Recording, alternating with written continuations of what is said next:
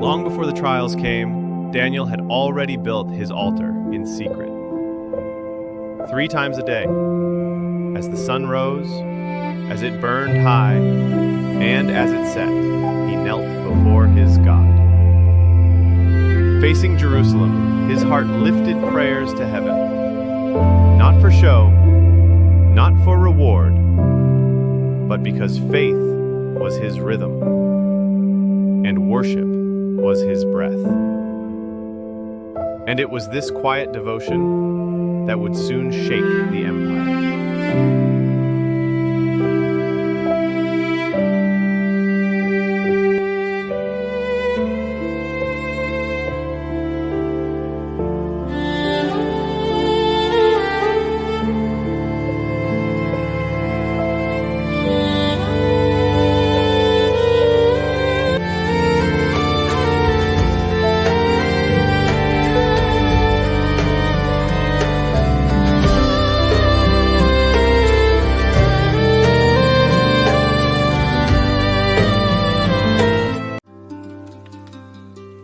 Daniel, though a foreigner, had risen to the highest ranks of Babylon's court.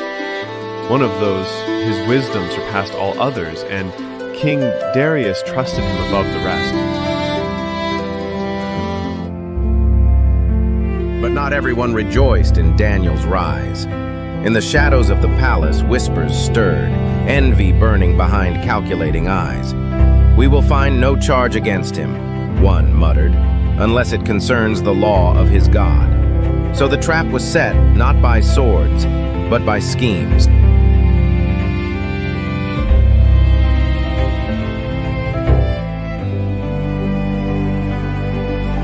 The jealous officials came with flattery, cloaking their scheme in loyalty. They urged the king to pass a law, one that would exalt him above all. Darius, unaware of their plot, signed the decree, sealing Daniel's fate.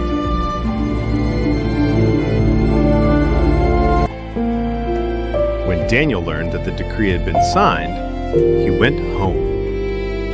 And just as he had always done, he opened his windows toward Jerusalem, knelt down, and prayed, giving thanks to God. Now, when Daniel learned that the decree had been published, he went home to his upstairs room where the windows opened toward Jerusalem.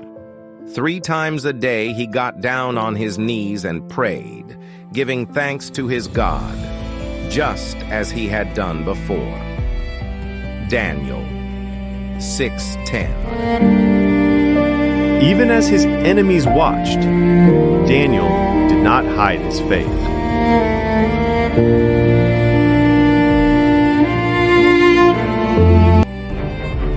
The law had spoken. Daniel, faithful and unwavering, did not resist. And so the king's guards came for him, while his enemies looked on, proud of their success.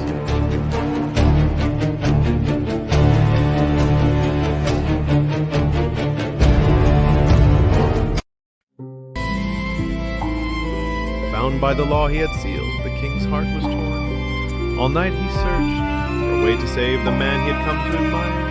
But even a king could not undo his own decree.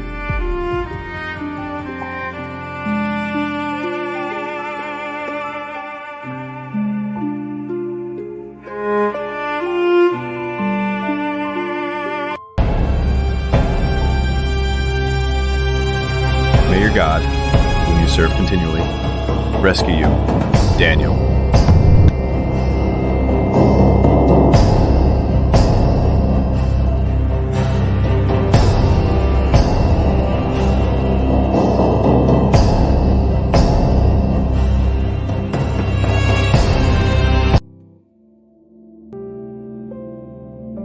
For he will command his angels concerning you, to guard you in all your ways.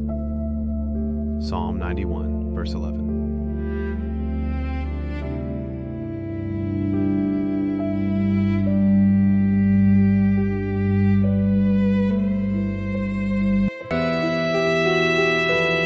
The king returned to his palace and spent the night without food or entertainment.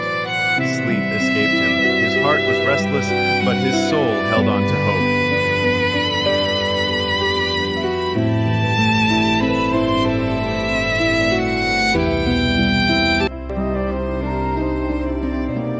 At the break of dawn, the king hurried to the lion's den. "Daniel, servant of the living God, has your God, whom you serve continually, been able to rescue you from the lions?"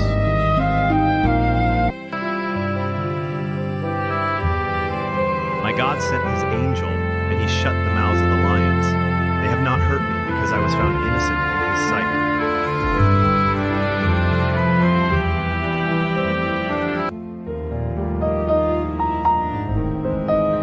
"I issue a decree that in every part of my kingdom people must fear and reverence the God of Daniel, for he is the living God, and he endures forever.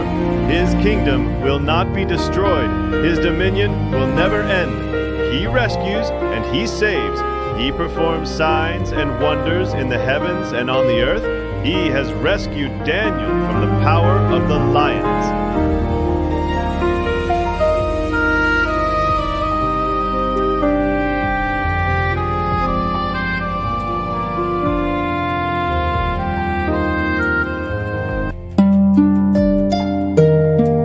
In every age, in every trial, faith leaves its mark, not in roaring moments, but in quiet devotion.